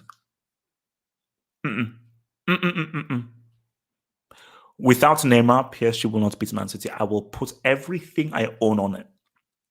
With Neymar, PSG have a good chance. But PSG need to be at full strength to beat Man City. They need to be at full strength to beat Man City, man. And look, I said again, look, Chelsea. Look, man. The thing about Real Madrid is these dudes are older. They are older and they're getting older and so forth. Their legs are getting weary. Their legs are they're getting much more heavy-legged and so forth. I get that. I understand that. I respect that. But here's the thing. Maybe people will disagree. I put a lot of stock in character, fiber, mentality, experience. And there's a difference between just your experience in the game, which I don't really put too much stock in experience in the game because a young guy can still be better than an experienced guy, but experience at winning. A guy who's played football for like 20, 25 years, okay, cool, you're experienced at that sport. What have you won? How clutch have you been? How many times have you said what's up? But somebody who's experienced at winning and winning at the high level, that's someone that needs to be feared. That's someone that needs to be feared. So, Tuchel, I don't give a crap about your previous record against Spanish teams. You need to rip up whatever tactic you have and come up with something new because it don't get any bigger than this. It don't get any bigger than this. And Tuchel, you're one step away from the final. One blooming step away from a final where anything can pop off, anything can happen. Anything can pop off, anything can happen, man. Shout out to your boy Rodrigo Rodgers, man. Thank you for the dub. Rodrigo Rodgers, who says, HH, if Uncle Moo beats Pep in the Papa John's final to stop the quadruple, please do a lap stream. It's our only chance this season, my G. Rodrigo, man. As much as I want to, as much as I'd love to, it doesn't work. A lap stream only works when City flop, specifically in the Champions League. So this was the final opportunity to do a lap stream. This was it. This was because if they had lost, you would have lost to a team who are not even top 4, don't have Jadon Sancho, and a team who are vastly inferior to you. And the lap stream narrative is you've spent all this money and you can't even make a UCL semi. And granted, look, it's taken you 5 years to make a semi. You should have already won it by now. Keep it a stack. You should have made at least 1 or 2 finals and you should have already won it by now. So, but look, at least you made it, but it's taken you 5 years to make this. That's insane. So they're in uncharted territory right now. So for me, I'm like, and also like, I don't know whether you got the memo. They are not beating Man City in the Papa John's Cup. I don't think you've seen how problematic. I don't think you've seen how problematic Tottenham are. So that's not happening, man. But look, man, I mean, looking back at Liverpool, man, I am fearful for Liverpool. I'm fearful for Liverpool this season because the hope was because the main thing right now is the Champions League, and it's CC, and that's why I say football is such a crazy sport because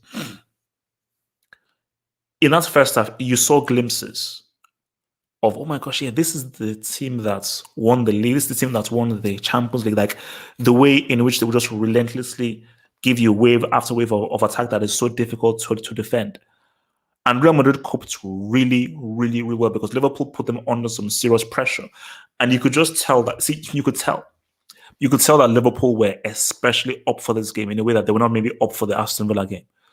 So, and see, for me, it's like they gave their best efforts, but this team is definitely missing that spark, that energy, and that connection that made them say, "What's up, man?" And I think Real Madrid coped well against them.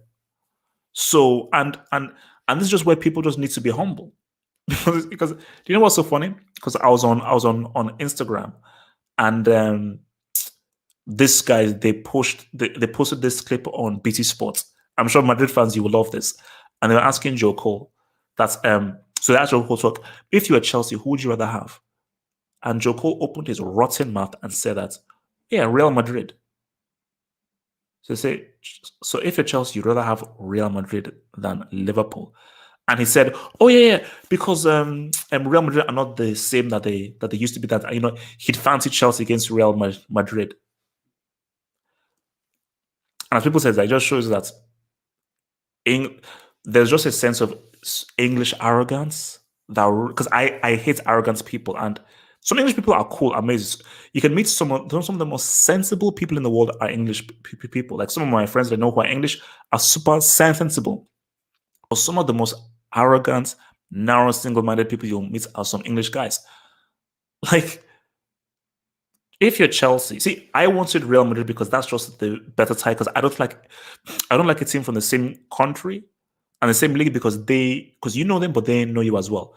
But objectively speaking, if you're Chelsea, you'd rather have Liverpool. Liverpool are out of form this season. When they last played Chelsea, beat them. So Chelsea were like, when we last played these dudes, we beat them. Real Madrid, you're facing a team who are near the top of La Liga, not fifth and sixth that Liverpool are in right now, and a team with multiple Champions League winners. Not just one time, multiple Champions League winners. And Real Madrid are categorically a better team than Chelsea. Because I was even thinking in my head, 8 out of 11, 8 out of 11, Real Madrid have better players than Chelsea. 8 out of 11. Like the other ones where you can say, okay, maybe Kante. Do you put Pulisic over Rodrigo and Asensio? But apart from that, in almost every position, Real Madrid are superior. So, Joe Cole, you are a psychopath for thinking that, fancy who. So, and you see, if you're the Chelsea players, it's weird. You would have liked to play Liverpool because they would have really believed that, yeah, we can beat them.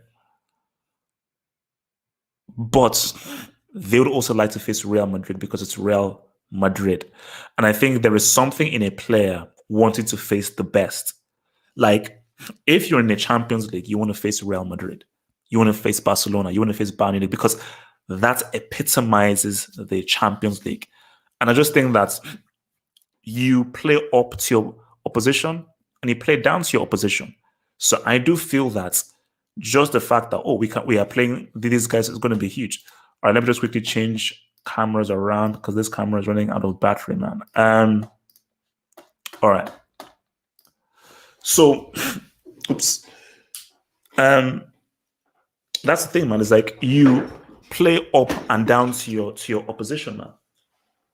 But as I said again, Chelsea are going into Real Madrid right now. They know that they have an amazing opportunity to say what's up. They know that they have an amazing opportunity to say what's up because they don't know we are favorites. Like Real Madrid, they see the Liverpool thing was that the time was ended in the first leg. Because if you look back at that first leg, it should have been 5-1. It should have been 5-1. And also, we got a little bit of bad Vinny again in the second leg, where Vinny, come on, bro, like make the right decision. Make the right decision.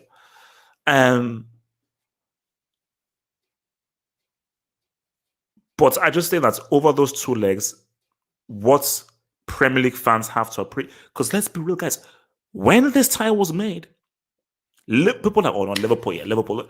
Because let's keep it real, the disrespect people had for Real Madrid wasn't nice. The disrespect that people had for Liverpool, it wasn't like, nah. Like, and that's because guys just don't watch La Liga. So if you don't watch La Liga, you don't know what Benzema is doing. You don't know what Modric and Toni Kroos have been on. You don't know that Fabinho is one of the best left backs in the world. You don't know the kind of tactics that Zidane is bringing. You're just like, because in their minds, they don't have Cristiano. So they're not very good. Benzema. No, Benzema might be one of the best players in the world right now. So, Real have a great opportunity, but guys, that is the scariest narrative. The Zidane Real Madrid narrative is the scariest narrative because that's what do we say? Like what? That's why it can't happen. It can't happen because that is just it's madness. It's madness, man. It's complete, absolute madness.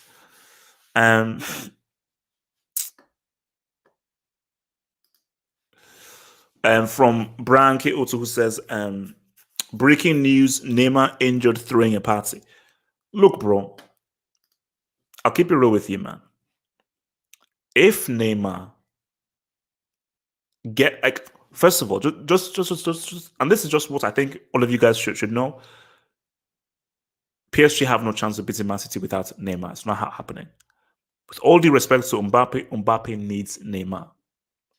Like, that front three of Neymar, Di Maria, and Mbappe is critical. So is Marquinhos, and so is your boy Marco. Okay, Marquinhos is definitely needed big time, specifically in this tie. But 100%, that front three is needed. Di Maria, Neymar, and Mbappe, they are vital.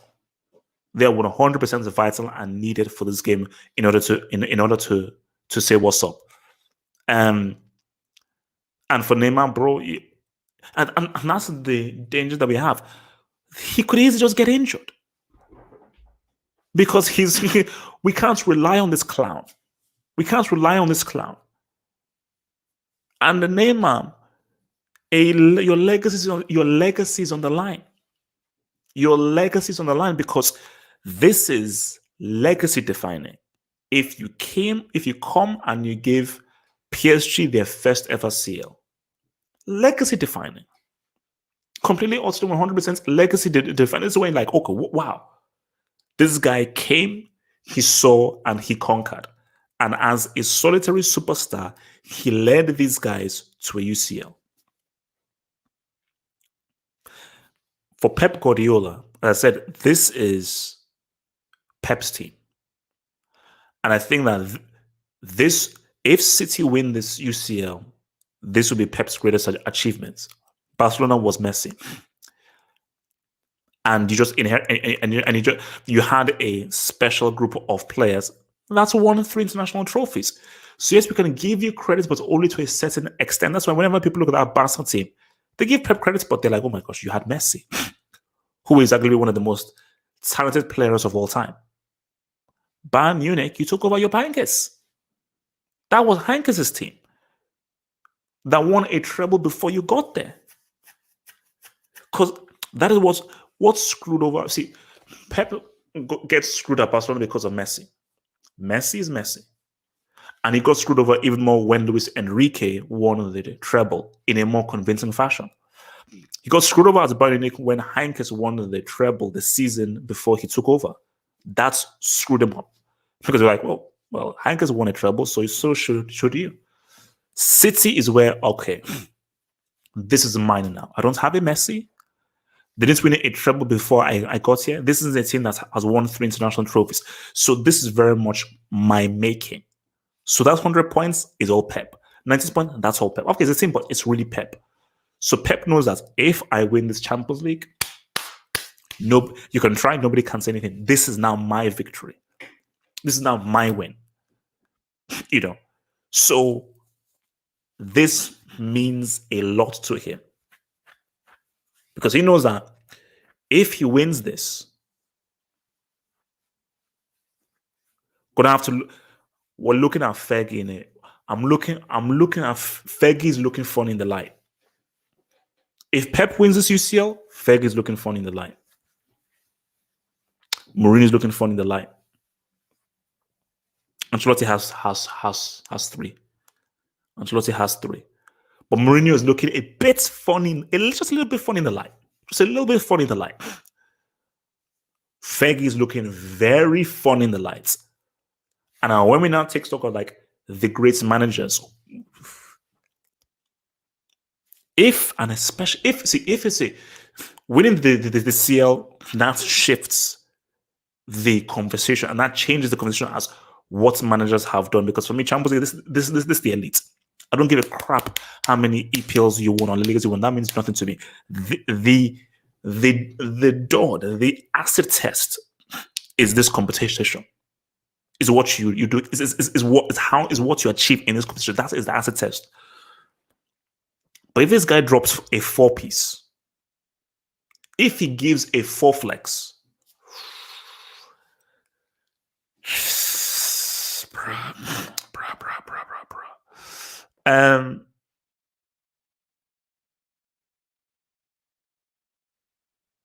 all right, what else you guys saying? What else you guys saying?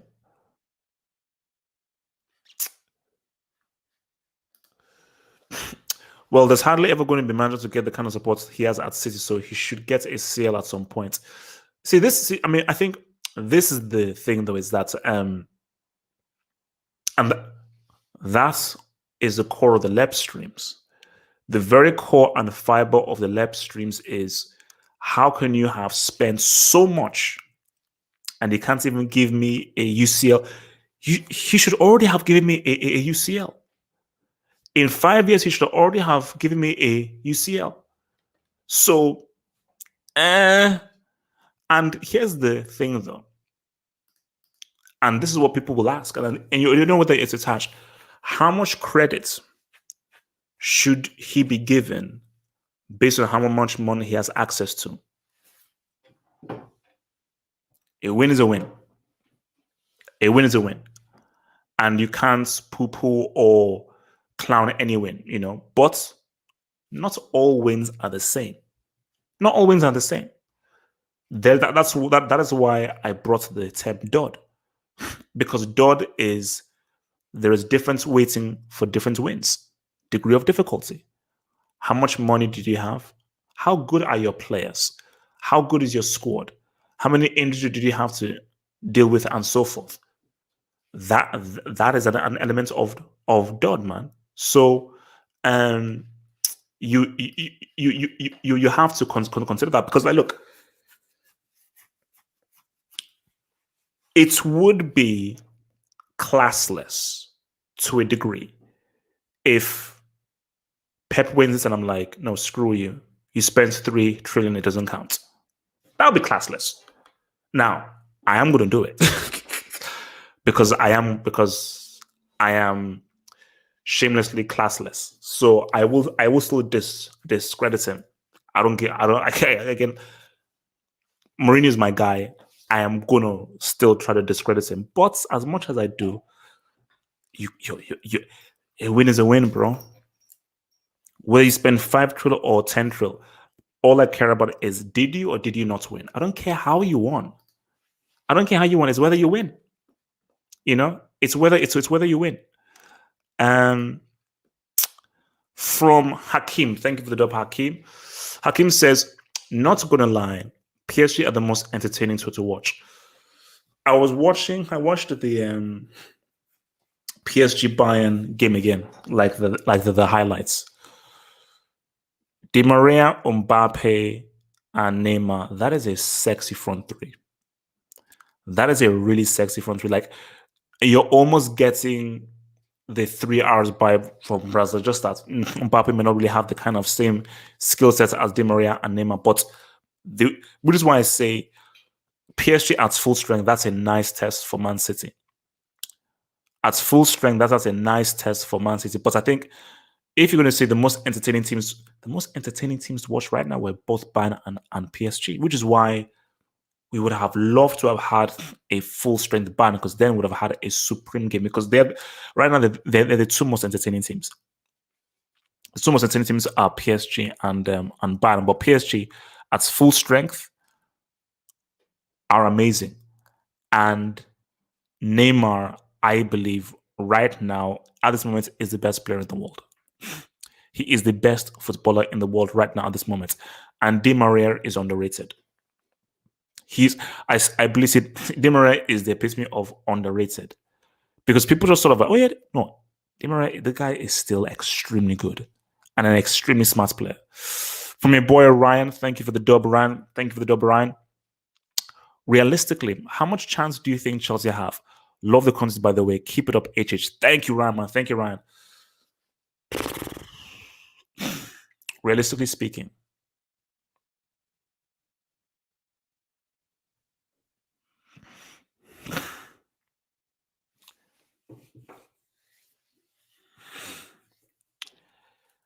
as a percentage, no key injuries, I would give Chelsea.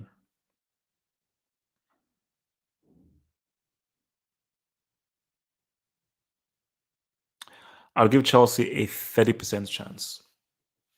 I'd say 70% for Real, 30%. So 70 for Real, 30% um for Chelsea. Real Madrid are the better team. They have the better players. They're more experienced at this level of the competition. And Chelsea just do not have the kind of experience that Real Madrid have at this level in this competition.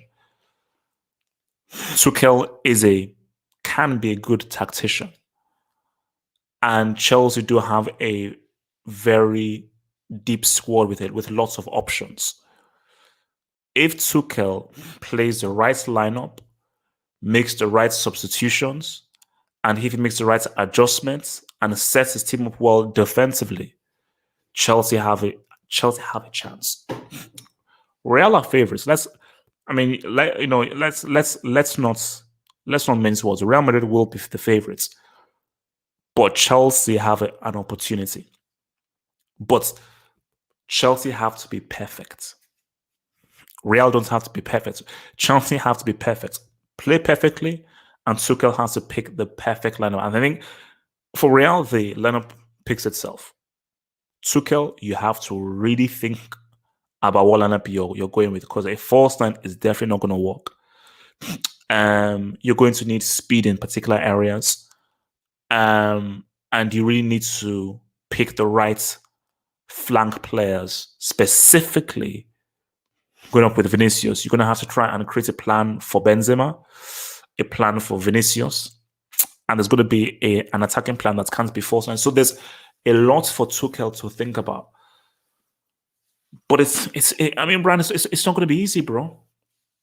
It's not going to be easy. This is Real Madrid. This is it gets no bigger than these dudes, man. I mean, these are the guys. These are the guys, man. These are the guys. This is the mountaintop, man. This is the mountaintop. So yeah, the same as 2 legs. Of course, there are 2 legs. So guys, 8 minutes left, man. 8 minutes left of the stream, guys. If you're here, hit that like button. Let's get to 300 likes, guys. Let's get to 300 likes. Before we go, let's get to 300 likes, guys. Hit that like button. If you're in this live show and you are appreciating and you're loving the content, you're appreciating me giving you 2 hours, 2 hours of content, crackini, 2 hours of quality content, crackini, hit that like button. Hit, smash, menstruate, make love to that like button, guys. Let's get those likes up. Let's get those likes up, man. So, as we're winding down, man, what a night. Man City, well done. You've crossed that bridge, and congratulations. Congratulations. Aha, here's the thing. I thought about this. There is officially a 50% chance, if you want to say that, of there being a new UCL winner. Because just like last year, there is going to be a finalist that has never won this trophy before. So there is going to be a big chance for a team to win the CL for the first time. And the argument is, I get the whole Real Madrid final thing. Whoever it is, the favorites. So the favorites is going to come from the left-hand side. So the favorites is going to come from the left-hand side, which is the tougher side, because that side had Bayern Munich. And now, whoever is going to be that final from the left-hand side will be a team that has never won this trophy before. So that's like a nice little interesting tidbit that's happening in there. That's why, and I think if you're City or PSG, you are like, if we can just make that final, we know we've got an amazing chance. Because City and PSG will say, if it is to be Real Madrid, we believe in our chances, because we believe we respect the experience, respect Zidane. We believe we are the better team. If it's Chelsea, they'll know that. Oh, let's get it. And like, see, that's why I like Chelsea's position. I like the position that Chelsea are in, because we're underdogs, and I love being the underdog. Being the favorites is cool. I love being the underdog. 1,000% Real Madrid are overwhelming, heavy, 100, 200% favorites. These are the kings. These are the CL merchants. These are the dudes. We know who these guys are. Chelsea, they're Pee Wee Herman, Pipswick, minuscule, Penguin from Palmyra, tons. Fear the just the underdog is the underdog. And there's a certain freedom you can operate being the underdog. And I just think that if you're Tuchel, you say to these guys that bask in the moment. Bask in the moment of, because again, you don't see, basically, Tuchel doesn't even need to say anything to motivate them. It motivates itself. You are playing a Champions League semi-final against Real Madrid. It sells itself. It literally sells itself. You're playing a UCL semi against Real Madrid. That stuff sells itself, man. So it ain't gonna be easy for Chelsea, man. But they've just got to go in there, believe it, man. Shout out to Rodrigo Rodgers, man. Thank you for the dub. How good was Fergie in the CL, really? Need that convo. United fans don't want that convo. Again, I respect Fergie and everything he's doing. I respect him. 2 UCLs in over 20 years of management. I didn't make it up. Those are the facts. I didn't make it up. I'm not speaking Kryptonian. 2 UCLs in over 20 years of management. You can draw your own conclusions there. Because are you the best because you won 3 Premier Leagues in a row and you won so many Premier Leagues? Is that why it makes it the best?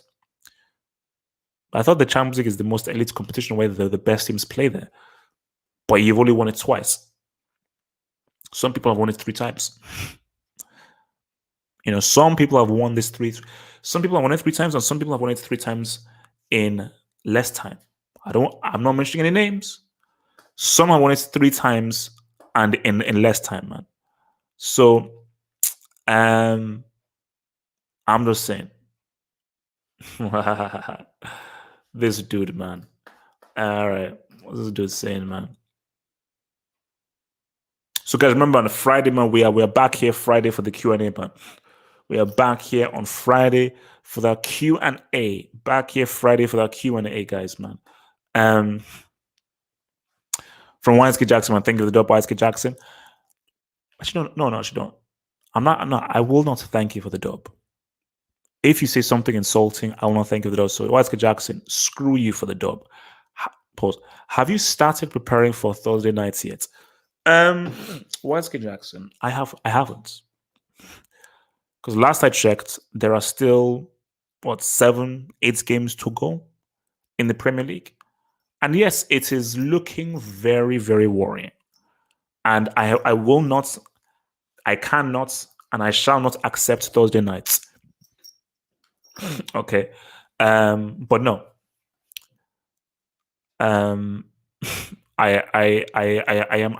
not even entertaining that whole thing. Look, winning the UCL, if Chelsea to win this UCL, it won't be easy. It won't be easy. Chelsea have to pretty much overcome 2 mountaintops. Okay? Mohammed, man, screw LSK, man. Screw him, man. Screw that freaking dude, man. But it is what it is, guys. Guys, man, whew, this has been quite a stream, man. 2 hours of content crackers. I hope everybody has dropped a like on that video. If you're new, hit the subscribe button. Guys, we are back here Friday for it. Guys, start sending your questions via the website for the Q&A. Start sending in those questions so I can get all my questions ready and answered for you. So we're back here for the Friday Q&A at 10 p.m. 10 p.m. BST, Friday night Q&A. We are back in here. We are back in here, guys. Guys, peace out. Stay true. Well done to Pep. And well done to Zidane. Dortmund, you did your thing. You fought hard. Bellingham, quality goal. Liverpool, it wasn't it is to be. We have our semi-final. Man City versus PSG. Real Madrid against Chelsea. Peace out. Stay true. Stay real. Love.